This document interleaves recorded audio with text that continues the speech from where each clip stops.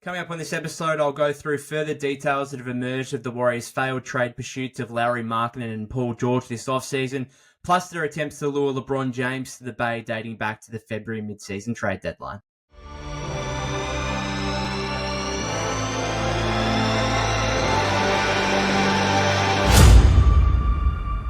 Welcome back to the Golden State with Mates podcast. Hope you've all had a great weekend, one that was better than mine, given my AFL team, Collingwood, our hopes of winning back-to-back premierships all but dashed, essentially. Mathematically, with one round to go, we can still make finals, but realistically, it ain't going to happen. We need to win a game by 100 points and then have our arch rivals Carlton lose a game by 100 points. It ain't going to happen.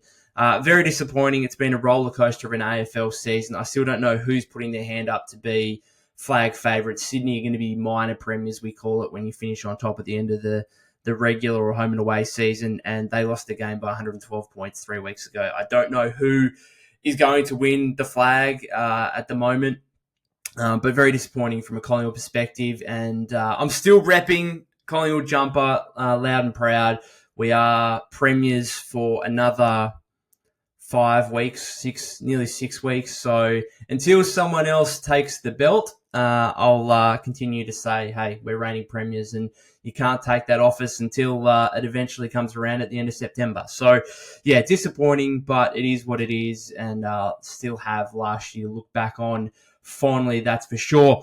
I just wanted to go through Mark Stein, NBA insider Mark Stein's latest that he's had here earlier today regarding a lot of Warriors activity and conversation, specifically to do with Steph Curry and obviously their trade pursuits, Lauri Markkanen and Paul George, and previously to that, LeBron James, who he went into great detail with. Firstly, on Steph, I think the article, again, from Stein kind of reiterates Steph's unselfishness. I've wrote just a piece about that for BlueManHoop.com.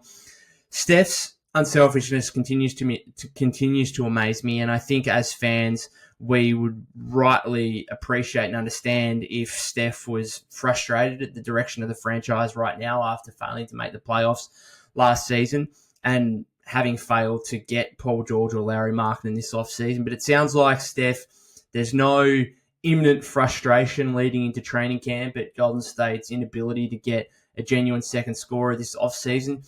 And he remains, understanding of the franchise's direction, I think. And I've always said that over recent weeks here that the Warriors are at least trying, and maybe that's enough for Steph if he sees that, hey, we're trying to get deals done here, and if the other team doesn't want to participate, then there's not much we can do about that. And I suppose there's a couple of different lenses we can look at this through. There is, so part of what Stein wrote today was, and this is quoting him, the distinct sense at Chase Center is that the Clippers and Jazz, despite no shortage of conversation with both teams, did not really want to do business with the Warriors. So again, one lens you can look through that and say, well, at least the Warriors are trying.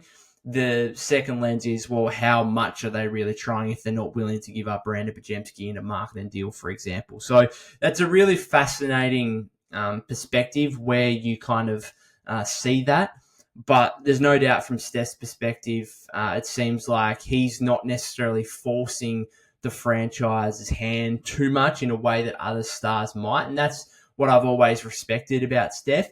But at the same time, the Warriors can't necessarily take advantage of that and just, assume that Steph's going to remain happy and content with being on a team that is very, very average, mediocre, playing tournament team. So it's very fascinating from that perspective. Steph is obviously eligible to sign a 1-year, $62.6 million extension up until October 21. Otherwise, he can wait till next offseason. It'll be a 2-year, $130 million contract.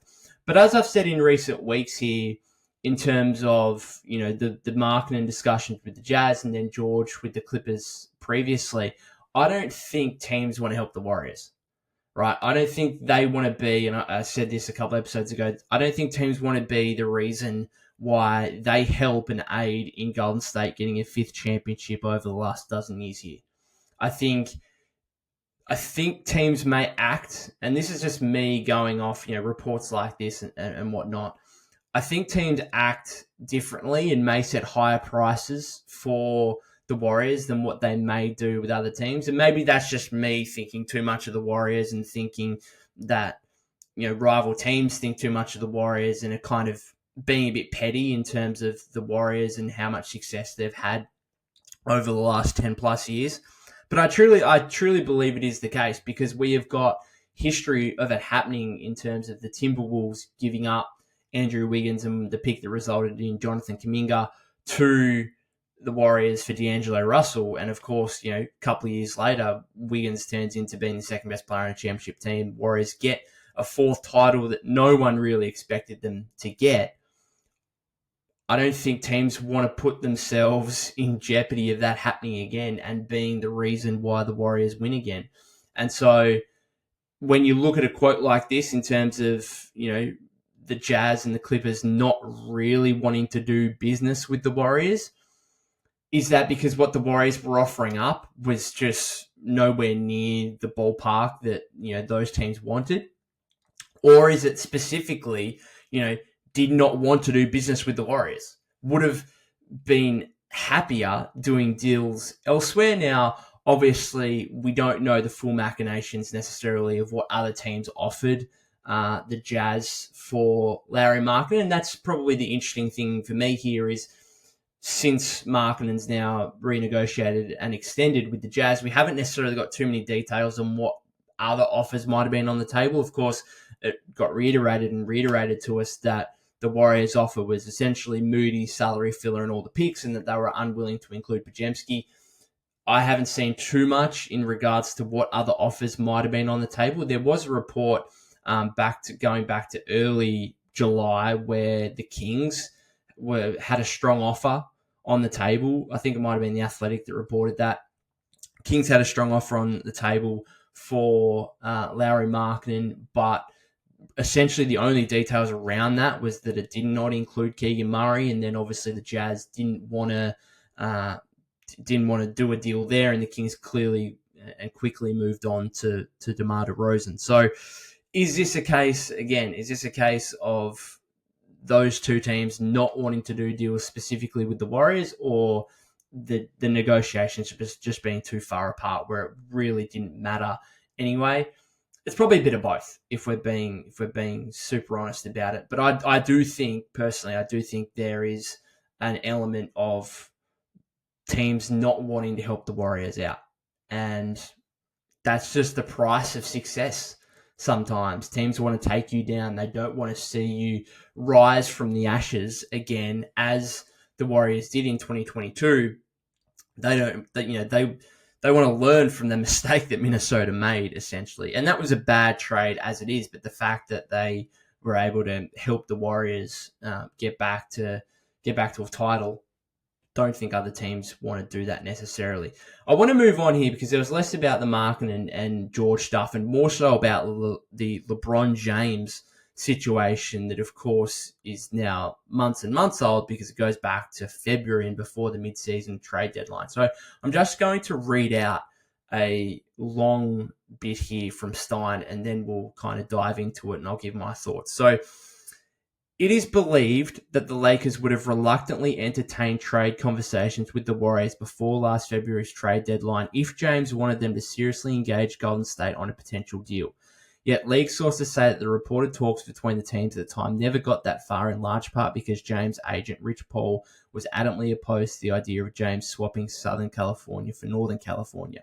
Sources say Paul implored both teams to scrap the concept despite some owner-to-owner dialogue between the Warriors' Joe Lacob and the Lakers' Jeannie Buss, and Green's determination to lobby James to push for relocation to the Bay Area, largely because he wanted to insulate James from potential backlash over switching teams for the fourth time in his career. So it really sounds like there's not too much about LeBron's side of things in this, more so Rich Paul. And him, as Stein writes, imploring both teams to scrap the concept of LeBron to the Warriors. I personally, because I think it's very, very easy to assume here that oh, hang on, LeBron might have actually been interested in it himself personally a little bit, because there's not too much about his perspective in this piece. But I do think it's really interesting that Rich Paul would be the one to kind of scrap this concept, because it does leave his client, LeBron James, and the Lakers and Steph Curry and the Warriors both in a situation of mediocrity, really. And I don't think that the Warriors and the Lakers, you cannot classify them as mediocre while Steph and LeBron are on those respective teams, because they're always going to have eyes upon them. They're always going to be in the media. Therefore, they're not real, like as an entity, they're not really mediocre. We've seen, look at the NBA schedule. The two teams with the most nationally televised games are the Lakers and the Warriors, right? So they're not mediocre as such, but in terms of their actual competitiveness in the Western Conference next season, they are going to be average teams as currently constructed. Now, the Lakers probably have a better top end of the roster, obviously, with having Anthony Davis at least alongside LeBron James, but they're probably not as deep as the Warriors, and they don't have the young talent necessarily that is going to bring about internal improvement like the Warriors potentially have with the likes of Brandon Podziemski and Jonathan Kuminga. But regardless, these are two teams that are not, as currently constructed, likely to be in anywhere near close to championship contention next season. And I'm surprised, like, when it comes to, wanting to insulate LeBron James from potential backlash over switching teams. Again, is this a case of backlash switching teams for a fourth time? Or is it more so backlash of switching directly to the Warriors? And again, this comes back to the conversation I just had before about, okay, is it about not wanting to do business because of the trade or not wanting to do business specifically with the Warriors? And again, would there have been more backlash with LeBron joining Golden State than there would have been him going to Indiana? Yeah, probably. There would have been, no doubt. And there would have been more hype and media speculation and whatever else about it. But I think at the end of the day, my opinion on this has changed. And the more I think about it, I think there are a lot of Warrior fans out there who just hear the idea of LeBron James to the Warriors and immediately just push it away and say, no, we're not having that. Long-time rival, no way. I think I was on that kind of side of the argument at one point, but I think I've changed in seeing how this roster is constructed at the moment, seeing that this team is not necessarily in championship contention. Would LeBron James allow you to do that and push you into championship contention? Yes. And I think regardless of what history is there in terms of LeBron being one of the biggest rivals to the Warriors and to Steph over the past dozen years, I'm all for anything that makes the Warriors better. I'm a Warriors fan, right? Whatever makes the team better, I'm willing to do. And it doesn't really matter who that is around the league. If it's LeBron James or if it's anyone else, if they specifically make the Warriors better, then I'm all for it. And that's why I think any fan that might have a personal vendetta or just not like LeBron James or whatever else, I can push that aside. Like the whole Chris Paul thing, to me, I think a lot of fans were against that because of simply the rivalry with Chris Paul and how Warrior fans have viewed Chris Paul in the past. I was always of the belief of, yeah, I don't mind it. Like, I don't hate it. I don't love it because I don't think it necessarily pushes the Warriors into title contention or anything. But did I think bringing Chris Paul on board could help the Warriors? Yeah, absolutely. Now, did it? You can argue either way. I mean, the season before they didn't make the playoffs. Sorry, the season before they did make the playoffs. But they also won more games last season, despite finishing 4 places lower. So, much for muchness, you can argue whether the team was better or not. But I think there's no doubt that LeBron James going to Golden State would make the team better. And in that case, in that scenario, I would be all for it. I am all for LeBron James moving to the Warriors. Now, it's not going to happen now. This is all in retrospect, obviously.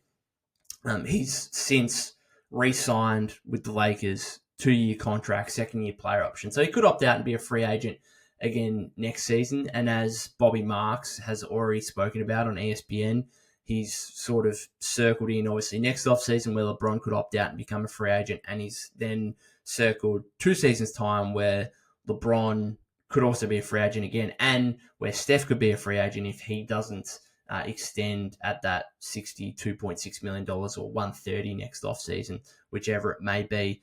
So there's been so much speculation about it. Again, I would be for LeBron coming to the Warriors. It's not going to happen anytime soon. Obviously, Bronny getting drafted 55th overall. That's another element that plays into this that means it's really not going to happen unless there was a scenario where there was a trade and Bronny James was also included in the trade, which would just be funny, really. But I do think, I do find it funny that, Rich Paul, I was about to say Chris Paul, Rich Paul is the one here who didn't want to do the deal, because I would have thought he would want his client to have the best possible chance at success. And I think LeBron's best chance at success would be to team up with Steph Curry rather than the current Lakers squad. As I also equally think Steph's best chance of success would be to go to, he'd have more chance of success if he went to the Lakers and played with LeBron and AD than he would be with the current Warriors team. I equally believe that. So either scenario, the best situation for LeBron is to pair up with Steph, and the best situation for Steph is to pair up with LeBron in terms of if you are simply trying to win a championship, right? And at the end of the day, how much should that count? I think at this stage of their careers, that should just be the ultimate aim, right? That should just be the ultimate goal. And whatever backlash you get for it, would LeBron joining the Warriors at age 39 or 40, is that going to bring so much backlash that his legacy would be tainted because of it? I don't think so. I think it's a different situation. You could argue that KD's legacy is tainted by the fact that he went to Golden State, a team that went 73-9. They obviously then win back-to-back championships. He's back-to-back finals MVP. You could argue that that's tainted KD's legacy. I think this situation is very different for a couple of reasons. First of all, it would be via trade, not free agency. So KD getting up and leaving in free agency is very, very different, I think, to a trade taking place, even if LeBron is actually the one wanting to push the trade. Because I think in that scenario, if Laker fans are upset by it, or other teams, other fans, whoever around the league are upset by it, they could put part of that blame or frustration or anger onto the Lakers organization for actually making the trade, rather than it being solely on the player and their management in that scenario. The second thing as well is KD was literally in the prime of his career when he joined the Warriors. Literally in the prime. Mid-20s. Same with Steph, same with Klay, same with Draymond. Now you're talking about, if this kind of reinvigorated in terms of a trade potential and these two teaming up, you're talking about basically a 40-year-old LeBron, a 39 turning 40-year-old LeBron, and a 36 turning 37-year-old Steph. Right? They are right at the pointy end of their careers. And I think from that scenario, if they were to win a championship together, it might be the greatest achievement of their careers. Honestly. 40-year-old and 37-year-old guy teaming up to win. Imagine if they entered next season on the same team, won a championship. I think that would only strengthen their legacies, even though they're playing together. I think that would only strengthen the legacies. And I think it would also raise serious question marks on the other younger superstars around the league of, hey, what are you doing here? You're letting a 40 and 37-year-old guys win a championship. That's like unheard of as the best players on the team. I have some question marks over Team USA and the fact that the team was so reliant on Steph and LeBron throughout the Olympics. I mean, you look at the star-studded nature of that roster, and yet it was still Steph, it was still LeBron in the big moments that were the guys that had to come up clutch. LeBron was tournament MVP, was on the All-Star 5. Steph was on the All-Star 5 practically because of 2 games, where he goes to 60 points, 17 threes over the last 2 games, the semi-final and the final, to help Team USA clinch victory. So I think there'd be genuine question marks if the league allowed a 40-year-old LeBron and a 37-year-old Steph to win another championship. So anyway, it's not going to happen, obviously. Not for a while yet anyway, if it does. But going back on the details from February's, the Warriors' attempt to get LeBron back in February, I don't know. I think Rich Paul has left his client in a state on a team of mediocrity in terms of competitiveness in trying to be a deep playoff team. And I think that was an opportunity to help LeBron's career, help LeBron's legacy. And I don't think the backlash would have been that much that would have tainted his legacy. I really don't think that. Now, would it be different? Like if Steph went to the Lakers, would it taint his legacy? Maybe there's a part of it because Steph's only ever played for the Warriors, right? That's his only franchise. And so, yeah, maybe moving to another team in that scenario, depending on how it plays out, that could taint his legacy. But LeBron has played for 3 different teams, like including one team twice. So it's not like he got drafted by the Cleveland Cavaliers and he's played his whole career at the Cavs and he's still there and we're talking about a Cavs-Warriors trade. Like, we're talking about the Lakers, who he's been with for, what, six seasons now, is it? 5 or 6 seasons? Whenever it was. 2018, 2019 season? Yeah, anyway. However long that is. We're not talking about a guy who has been a one franchise player like Steph is. So I think it would be different, Steph going to the Lakers or anywhere else. But if I was Rich Paul, and if I'm any client around the league, and particularly one of LeBron's standing, where we're not talking about the financial aspects of this, like that doesn't really come into it at this point of his career.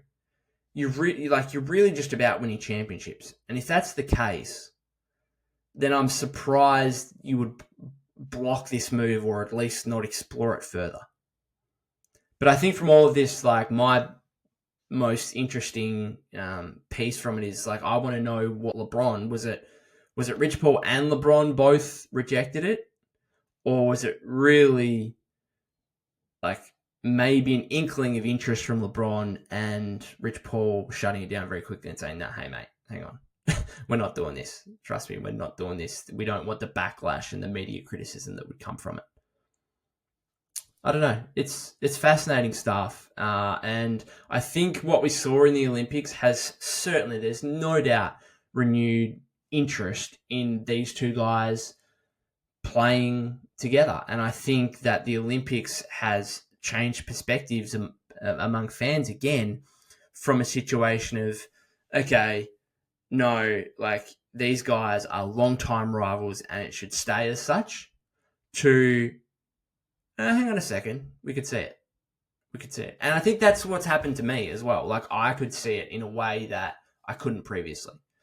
And I think we needed that reality of actually seeing them on the floor together in the same uniform at the Olympics for that to fully come into motion, kind of thing, rather than just the theory of it previously. And many people having the perspective of their long-time rivals let that be and not have them team up in the NBA.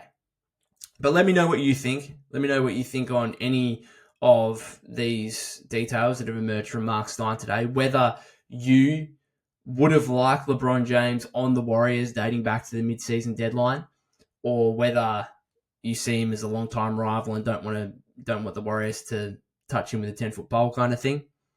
Let me know in the comments if you've got any other thoughts, opinions on the Warriors off-season, anything like that, then let me know. I'm happy to read them out on next episode. But other than that, if you haven't subscribed to the YouTube channel already, that would be greatly appreciated. You can follow me at POK252. That's POK252 on X/Twitter. I mean, the off-season is slowing down remarkably at the moment. We haven't had too much new information apart from this stuff from Stein. So when this kind of stuff comes up, I would, certainly want to come on and share my opinions and thoughts on it. And between now and then, I will also detail other stuff in regards to predictions on the Warriors season, other trade rumors, stuff like that. So hope you guys all have a great week ahead. I'll probably be a few days. I've got a busy week coming ahead, so I might have a few days off, but I'll certainly see you on the next episode.